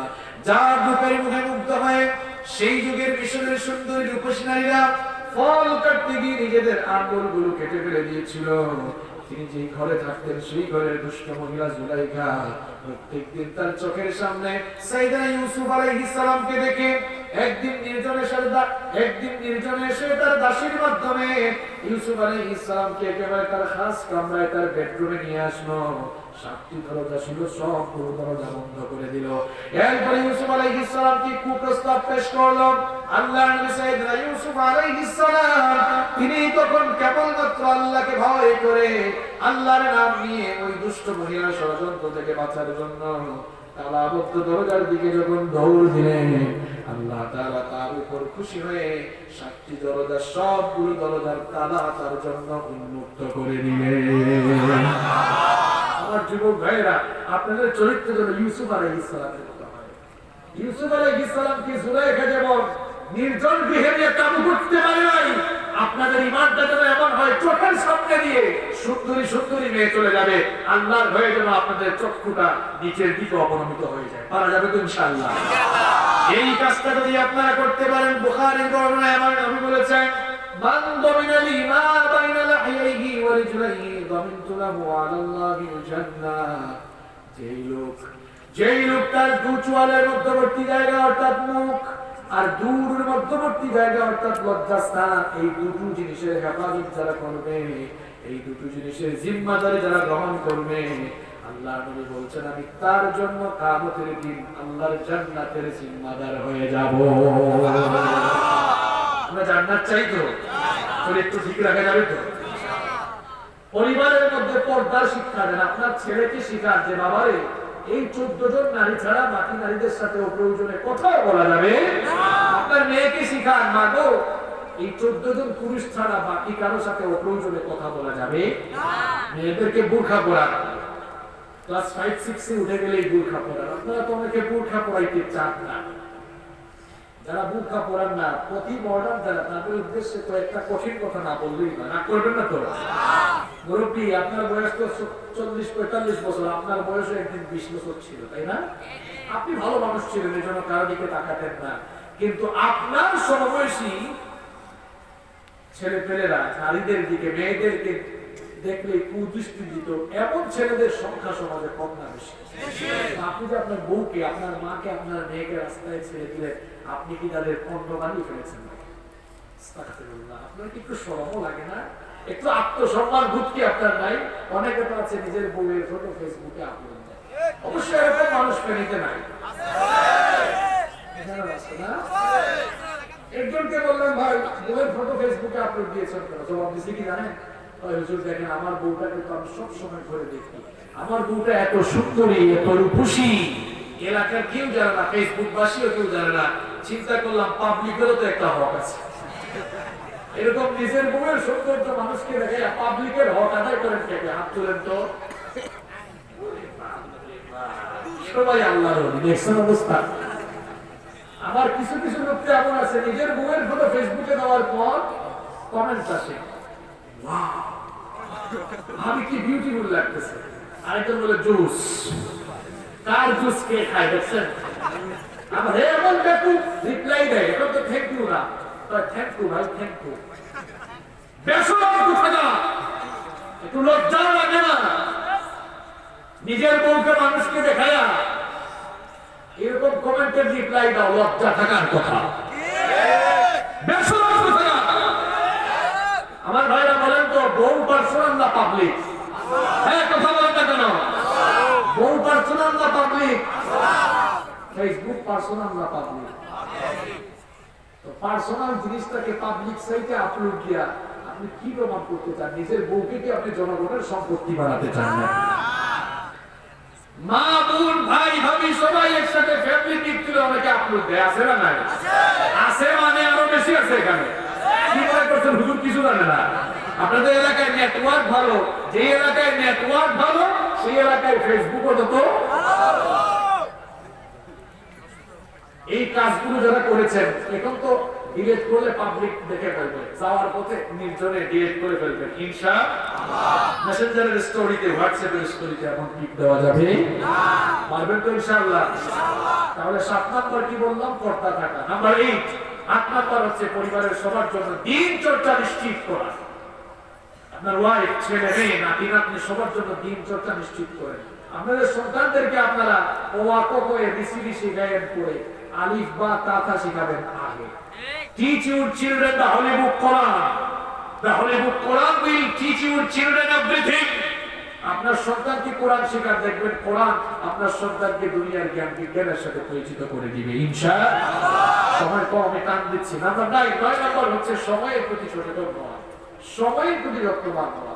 অনেক পরিবারে আছে আপনারা দেখবেন এরা সময়ের সব কাজ অসময়ে করে, সকালের নাস্তা দুপুরে করে, দুপুরের খাবার রাতে খায়, এক একজন ঘুম থেকে এক এক সময় উঠে। দেখা যায় ছেলেগুলো পড়ার সময় ঘুমায়, ঘুমানোর টাইমে পড়ে। এরকম আছে না? আপনারা তো ঘুমানোর টাইমে সজাগ থাকে, রাত 2টা-3টা পর্যন্ত ফেসবুকে কি পেয়েছেন? এখন তো আবার অনেকে কত জাতের গেমস খেলায়, ফ্রি ফায়ার, পাবজি ফায়ার করে। ফায়ার দেখুন আপনারা, একটা গেম এখন বের হয়েছে ফায়ার করে। এটার নাম জানো কি? নাম জানে? তার মানে এখানে এগুলো আছে। আমি কিছুদিন আগে এক মাহফিলে গেছি, কমিটিকে বললাম আমি খুব ক্লান্ত, একটু বিশ্রাম দিচ্ছি। হঠাৎ করে আমি আওয়াজ শুনলাম, এই সামনে মার, পিছনে মার, ডানে মার, বামে মার, শুধু ফায়ারের শব্দ। আমি কমিটিকে বললাম, তাড়াতাড়ি ফোন করলাম, ভাই তাড়াতাড়ি আসো, অবস্থা খারাপ। ভাই হুজুর কি হয়েছে? বললাম বাইরে সাউন্ড আসতেছে, সামনে আগা, পিছনে মার, সামনে মার, ডানে মার, যে ফায়ার চলতেছে, কোন সময় যে আমার উপর ফায়ার করে। ওই হুজুর ভয় পায় না, আমাদের ছোট বাচ্চা পাশে বলে ফ্রি ফায়ার খেলতেছে। অবস্থা আমি অনেক ছোট ছোট বাচ্চাকে দেখেছি যে এরা গেমস খেলতে খেলতে আর মোবাইলের প্রতি আসক্ত হতে হতে চোখের নিচে তো কালি পড়ে গিয়েছে, মাইগ্রেনের প্রবলেম শুরু হয়ে গিয়েছে, নষ্ট হয়ে যাচ্ছে আমাদের ছেলেদের। এখন তো আমার অনেকে আদর করে ফোন দেয়। একজন এসে বললো, হুজুর আমার ছেলেটাকে আমি আইফোন গিফট করেছি। বললাম তাই, খুব ভালো করছে, কিছুদিন পর আপনাকে বৌমা গিফট করবে। ছেলে করে মাত্র 7 আইফোন দিয়ে দিয়েছে। খবরদার, সাবধান করে যাচ্ছি। বিশ্ববিদ্যালয়ে যাওয়ার আগ পর্যন্ত, ইন্টারমিডিয়েট শেষ করার আগ পর্যন্ত ছেলে মেয়েদের হাতে মোবাইল দিবেন না। তাদের মোবাইলের দরকার হয়, আপনি বাবা হিসাবে মা হিসাবে বলবেন, স্যারকে ফোন করতে হলে, তোমার কোন সহপাঠীকে ফোন করতে হলে আমার ফোন দিয়ে কল করবা। এখন ফোনের কোন দরকার নাই, আর দিলেই দেখবেন কাম কিন্তু ঘুটায় ফেলবে। মোবাইল ফোন আমাদের যোগাযোগ ব্যবস্থাকে যেমন সহজ করেছে, ঠিক তেমনি ভাবে এটাই এখন চরিত্র বিধ্বংসী প্রধান উপাদান হয়ে দাঁড়িয়েছে। কিন্তু সাবধান থাকতে হবে। এখন তো আবার জুম ক্লাস শুরু হয়েছে, অনলাইন ক্লাস। শিক্ষা ব্যবস্থা কোন দিকে যাচ্ছে আল্লাহ জানে। এখন করোনা মহামারী শুধু শিক্ষা প্রতিষ্ঠানে আছে। আমরা দেশের বিবেকবান লোকদেরকে বলতে চাই, দেশের কওমি মাদ্রাসাগুলোর দিকে তাকান। করোনা মহামারী চলাকালীন সময়ে প্রত্যেকটি মাদ্রাসা চালু ছিল, এখনো চালু আছে। আল্লাহর রহমতে একটা ছেলেও আক্রান্ত হয় না। আমাদের বাচ্চাগুলো নষ্ট হয়ে যাচ্ছে 1 বছরের উপরে, 1 বছরের উপরে। আল্লাহর ওয়াস্তে এবার শিক্ষা প্রতিষ্ঠানগুলো খুলে দেন। এটা কেমন কথা? এদের বাবা সারাদিন বাহিরে যায়, ছেলে মেয়েরাও বাইরে খেলাধুলা করে, কেউ আক্রান্ত হয় না। খালি স্কুল খুললেই করোনা হয়ে যাবে না? আল্লাহ তাআলা এদেরকে বুঝার তৌফিক দান করেন। সম্মানিত ভাইরা, তাহলে ছেলে মেয়েদেরকে মোবাইল ফোন দিবেন? হ্যাঁ, বিশ্ববিদ্যালয়ে যাওয়ার পর এবার দিবেন, তখন দরকার হয়। দিলেও রাত 11টার পরে নিয়ে আসবেন। রাত 11টার পরে তোমার আবার ফোনের কি দরকার? দিয়ে দাও। রাত 2টা-3টা পর্যন্ত ফেসবুক চালায়। দেখছেন এক একটা যুবক ছেলের চেহারা, জোয়ান বয়সে তো তোমার চেহারা স্মার্ট থাকার কথা, চেহারা লাবণ্য থাকার কথা।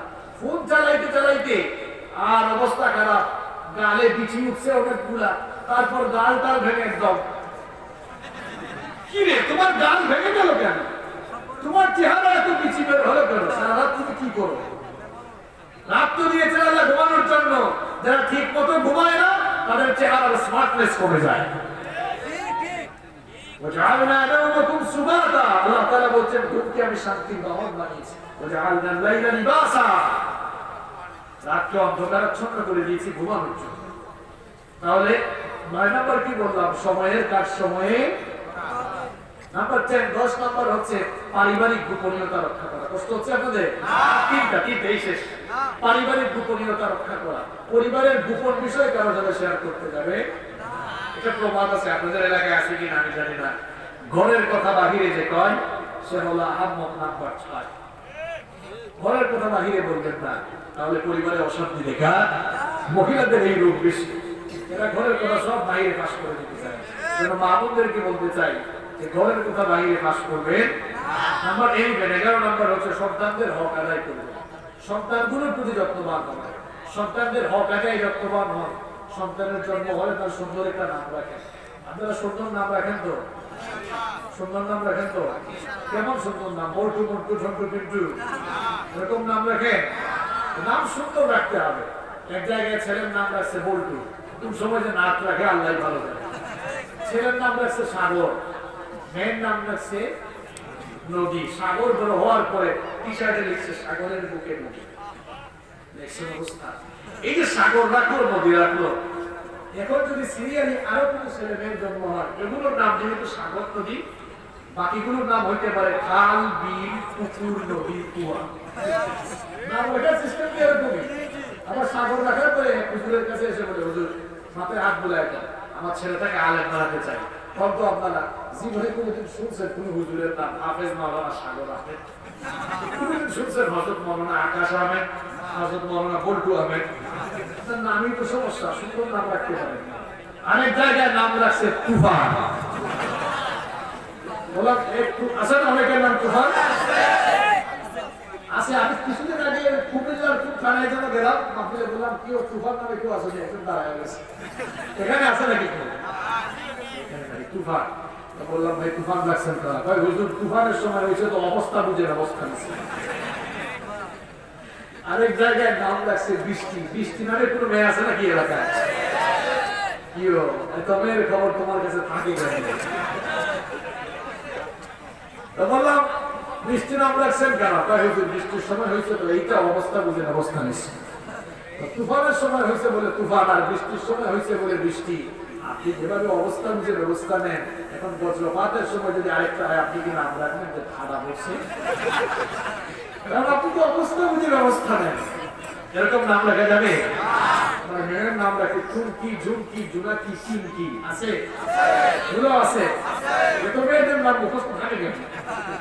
অনেকে বলি হুজুর আপনারও তো আছে। আমি তো কথার কথা বলি, উদাহরণ দেওয়ার জন্য। এইরকম নাম রাখা যাবে না।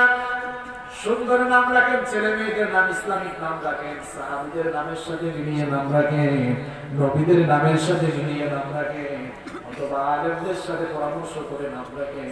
সন্তানটাকে আল্লাহওয়ালা বানাবেন কে? সুন্দর নাম রাখবেন। সন্তানের হক কি কি আদায় করবেন?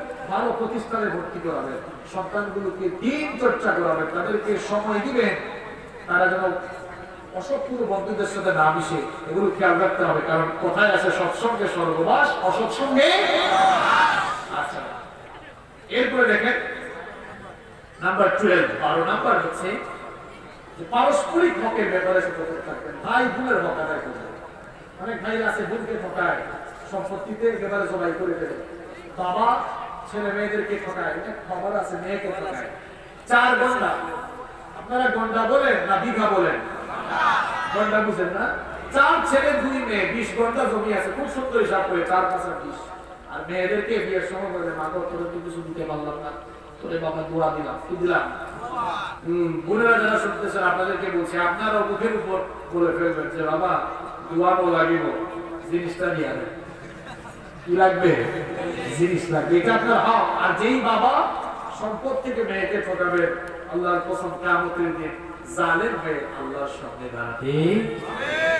পারস্পরিক হকের ব্যাপারে সতর্ক থাকতে হবে। নাম্বার 13, এই তো শেষ হয়ে যাচ্ছে। 13 নাম্বার হচ্ছে ফ্যামিলিতে সবাই সবার জন্য আল্লাহর কাছে দোয়া করতে, সুখী পরিবারের জন্য দোয়া করতে হবে। কার কাছে? দোয়াটাও আমাদেরকে শিখিয়েছেন কে?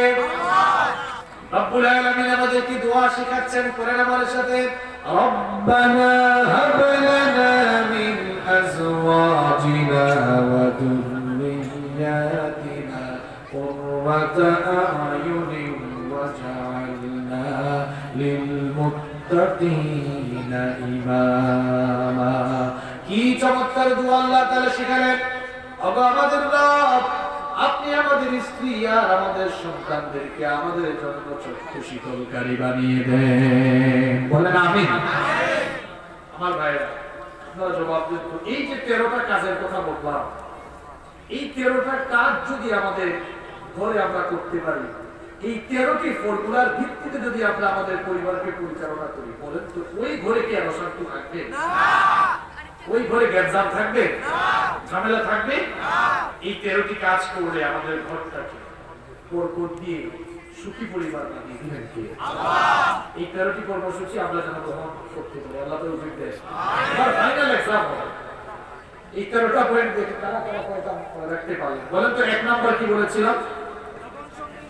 উত্তম জীবন সঙ্গে নির্বাচন করা। 2 নাম্বার কি বলেছিলাম? স্বামী স্ত্রী পরস্পরের সাথে ভালো আচরণ করা। 3 নাম্বার বলেছিলাম ঘরের মধ্যে সালামের পরিবেশ নিশ্চিত করা। 4 নাম্বার বলেছিলাম ঘরটাকে আল্লাহর জিকিরের ঘর বানানো। 5 নাম্বার বলেছিলাম ঘরের মধ্যে নামাজের পরিবেশ নিশ্চিত করা। 6 নাম্বার বলেছিলাম ইসলামী সংস্কৃতি চর্চা করা। নাম্বার 7 পর্দা নিশ্চিত করা। নাম্বার 8 দিন চর্চা নিশ্চিত করা। নাম্বার 9 সময়ের প্রতি যত্নবান হওয়া। নাম্বার 10 পারিবারিক গোপনীয়তা রক্ষা করা। নাম্বার 11 নাম্বার হচ্ছে সন্তানদের হকের ব্যাপারে সচেতন হওয়া। নাম্বার 12 নাম্বার হচ্ছে পারস্পরিক হক আদায়ে সচেতন হওয়া। নাম্বার 13 নাম্বার হচ্ছে পরস্পরের জন্য দোয়া করা। এই 13টি ফর্মুলা গ্রহণ করে আমাদের পরিবার পরিচালনার তৌফিক যেন আল্লাহ আমাদেরকে দান করেন। একজন ভাই উঠবেন না, আপনারা যে ভদ্রতার পরিচয় দিয়েছেন, মুনাজাত শেষ করে উঠে